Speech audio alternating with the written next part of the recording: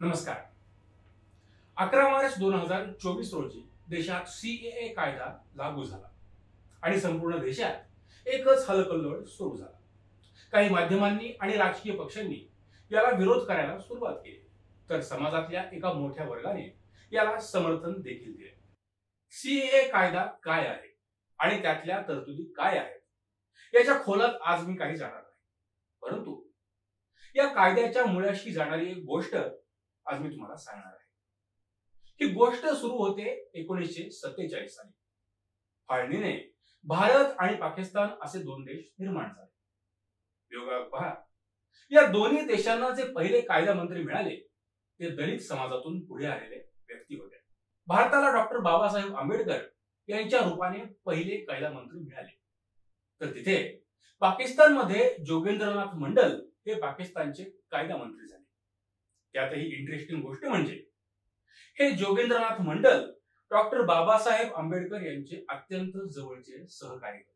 भारताने डॉक्टर बाबासाहेब आंबेडकर यांच्या नेतृत्वाखाली बनवलेल्या राज्यघटनेद्वारे इथल्या दलित समाजाला संरक्षण व सवलती दिल्या. याद्वारे त्यांची आर्थिक, सामाजिक आणि शैक्षणिक उन्नती होण्यासाठी प्रोत्साहन दिले. मात्र याच्या विरुद्ध जोगेंद्रनाथ मंडल हे जरी पाकिस्तानचे कायदा मंत्री झाले तरीही तिथल्या हिंदू आणि विशेषतः दलित समाजाच्या स्थितीमध्ये कोणताच फरक पडला नाही. जोगेंद्रनाथ मंडल यांना अवघ्या 3 वर्षातच निराश होऊन पाकिस्तान सोडून भारतात परतावे लागले. पाकिस्तानचे तत्कालीन पंतप्रधान लियाकत अली खान यांना पाठवलेल्या राजीनामा पत्रात मंडल यांनी पाकिस्तानमधील दलित समाजावर होणाऱ्या अत्याचाराचा पाढा वाचलेला आहे आणि आपण असहाय्य असल्याने आता राजीनामा देत आहोत असे स्पष्ट म्हणले आहे. आजही तिथल्या हिंदू, ज्यात बहुसंख्येने दलित समाज आहे, तो अत्यंत हलाखीचे जीवन जगत आहे.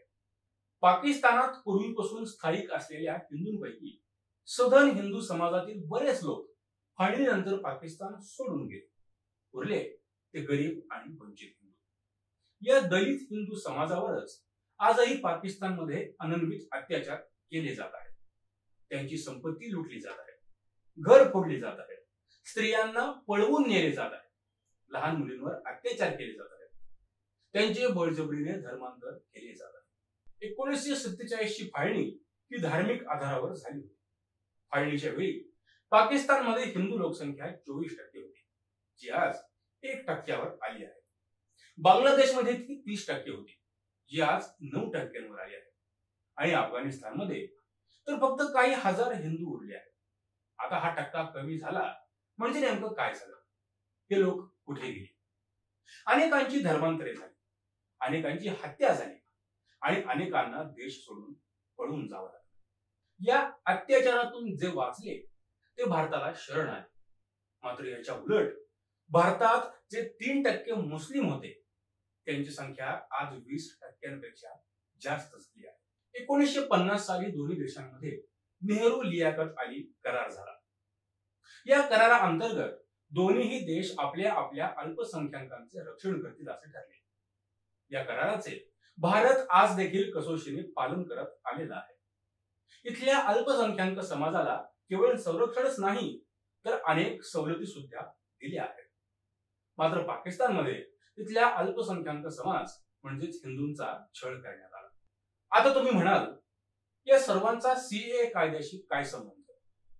जोगेंद्रनाथ मंडल यांना त्यांचं उरलेलं आयुष्य भारतात निर्वासित म्हणून काढावं लागलं.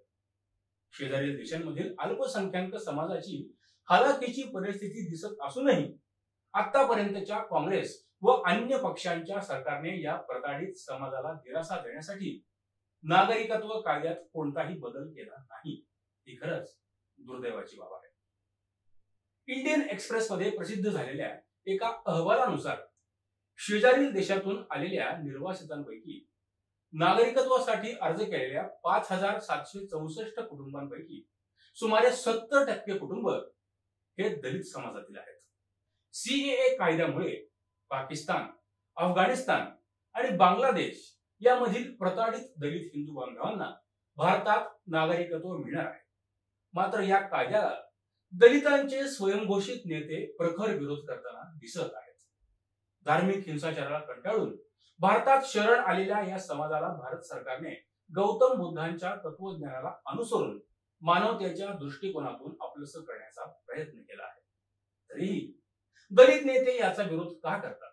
मग प्रश्न असा निर्माण होतो की आपल्याच समाज बांधवांना मिळणाऱ्या हक्कांपासून वंचित ठेवण्यासाठी केला जाणारा विरोध सर्वसामान्य दलित समाजाला मान्य आहे का? आपण नक्की विचार करावा. हा व्हिडिओ आवडला असल्यास नक्की लाईक करा, व्हिडिओ शेअर करा. आपलं काही म्हणणं असेल तर नक्की आम्हाला कमेंट बॉक्समध्ये कळवा. धन्यवाद.